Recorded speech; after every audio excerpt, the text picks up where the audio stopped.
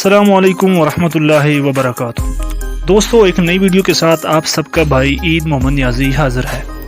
آج ہم آپ کو سیر کروانے لگے ہیں یورپ میں واقع ایک منفرد داستان رکھنے والے ملک جرمنی کا۔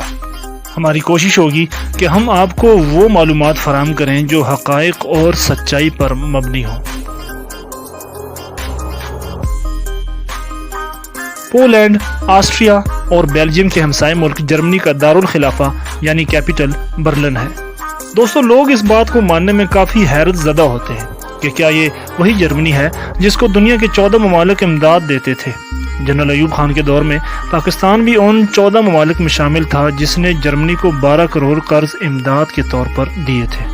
پورے یورپ میں جرمنی کو حالات سے مقابلہ کرنے والا ملک بھی کہا جاتا ہے، اور یہ لقب اسے اس وقت ملا جب جرمنی برے حالات سے سرخرو ہو کر ایک ترقی پذیر ملک بننے کی طرف گامزن ہوا۔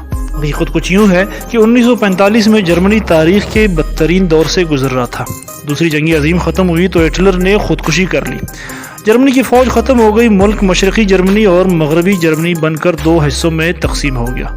جرمنی کے 114 چھوٹے بڑے شہر تباہ ہو گئے، ملک کے 20% عمارتیں زمین بوس ہو گئی، بجلی بند، سڑکیں تباہ تھیں۔ لیکن آج یہ دنیا کے 4تھے نمبر پر سب سے بڑا معیشت کا حامل ملک جانا جاتا ہے۔ مرسڈیز کاریں ہوں یا اعلیٰ سے اعلیٰ معیار کی مشینری، جرمنی یہ سب چیزیں بنانے میں سب سے آگے ہے، اور اسی وجہ سے جرمن ساختہ چیزیں جاپان کے بعد پوری دنیا میں مشہور ہیں۔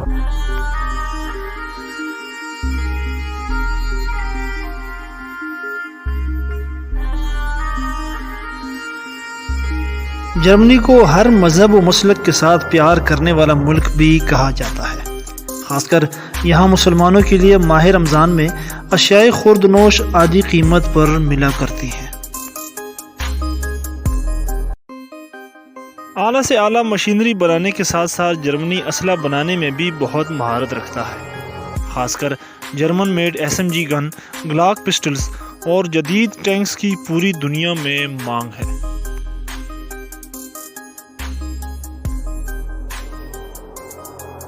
جرمنی میں تعلیم کی شرح 100% ہے۔ ملک جرمنی میں یہاں کی گورنمنٹ اور لوگ تعلیمی یافتہ انسانوں کی بہت قدر کرتی ہے۔ جو لوگ یہ سوال کرتے ہیں کہ جرمنی نے اتنی کم مدت میں اتنی زیادہ ترقی کیسے کی، تو اس کا جواب یہ ہے کہ ہٹلر کے دور کے بعد اس ملک کو وطن سے محبت کرنے والے حکمراں ملے، جنہوں نے جرمنی کی ترقی کے لیے دن رات ایک کی۔ قابل ستائش بات یہ ہے کہ انجیلا مرکل کے دور میں یہ ملک بہت آگے بڑھا، اور اسی وجہ سے 24 ستمبر 2021 کو جب وہ ریٹائر ہوئیں تو انہیں جرمنی کے اعلیٰ اعزاز سے نوازا گیا، اور جرمنی کے لوگ ان کا سنہرا دور کبھی بھی بھول نہیں پائیں گے۔ جرمنی میں کھیلوں کے حوالے سے دلچسپ بات یہ ہے کہ 40 کی دہائی میں ایک ٹیسٹ میچ بے نتیجہ ختم ہونے پر اس دور کے حاکم وقت ہٹلر نے پوری کی پوری کرکٹ ٹیم جہاز سمیت سمندر برد کر دی تھی، اور آئندہ جرمنی میں کرکٹ بالکل نہ کھیلنے کا اعلامیہ جاری کر دیا۔ لیکن آج کل جرمنی میں ایک مرتبہ پھر کرکٹ اپنے عروج کی طرف بڑھ رہی ہے، جس میں پاکستان، انڈین، افغان اور سری لنکن نژاد کھلاڑی شامل ہیں۔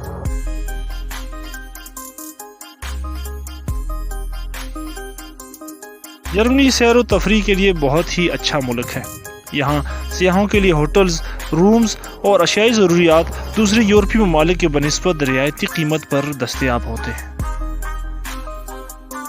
یہاں ایک دلچسپ بات یہ بھی ہے کہ جرمنی کے اپنے لوگ بھی دوسرے ممالک کی سیر و تفریح کرنے پر پوری دنیا میں پہلے نمبر پر ہیں۔ موسمی لحاظ سے یہ ملک موسم سرما میں بہت ٹھنڈا اور گرمیوں میں معتدل آب و ہوا رکھنے والا ملک ہے۔ جرمنی صنعت کے لحاظ سے بہت آگے ہے، اور یہاں بے روزگاری کی شرح نہ ہونے کے برابر ہے۔ بڑے بڑے شہری علاقوں کے ساتھ ساتھ اس ملک کی دیہاتی زندگی بھی بہت دلکش ہے۔ اس ملک کے باسی چاہے کتنے ہی بڑے افیسرز اور اعلیٰ منصب پر فائز کیوں نہ ہوں، اپنے گھریلو اور ضروریاتی زندگی کے کام کرنے میں کوئی عار محسوس نہیں کرتے۔ جرمنی دیہاتی رقبے کے ساتھ ساتھ جنگلات پر بھی مشتمل کافی رقبہ رکھتا ہے، جو کہ سیاحت کے لیے بھی ایک ٹرننگ پوائنٹ کی حیثیت رکھتا ہے۔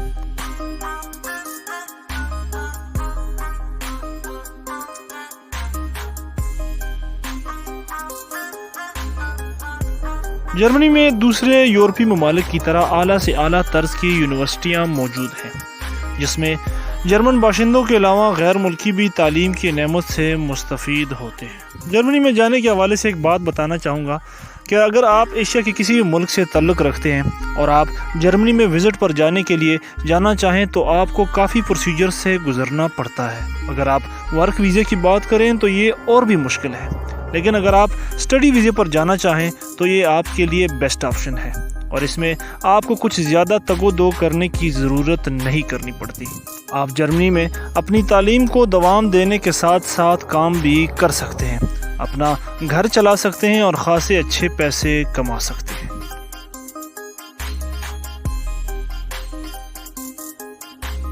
تو دوستو، یہ تھی ہماری آج کی معلوماتی ویڈیو۔